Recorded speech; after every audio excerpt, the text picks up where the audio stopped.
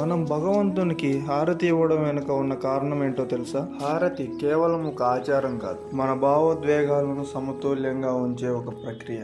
నిజానికి ఈ బ్రహ్మాండాలకే వెలుగును పంచే ఆ భగవంతునికి వెలుగు అవసరం లేదు. దీపం మనసు యొక్క ఏకాగ్రతను పెంచుతుంది, మన దృష్టిని భగవంతుని యందు నిలువరిస్తుంది, ఆలోచనలను తగ్గించి ధ్యాన స్థితిలో ఉండేలా చేస్తుంది. హారతిని వృత్తాకారంలో తిప్పడానికి గల కారణం, ఈ సృష్టి అంతా భగవంతునికి కేంద్రంగా చేసుకొని తిరుగుతుంది. జీవితం ఒక చక్రం లాంటిది.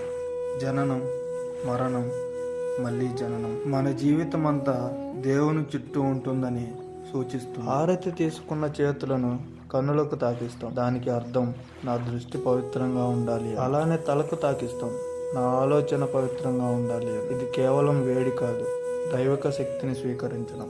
దీనికి అర్థం చీకటి లాంటి అజ్ఞానాన్ని తొలగించి జ్ఞానంతో నిండిన వెలుగుని నాలో నింపమని ఆ భగవంతుని కోరుకోవడం.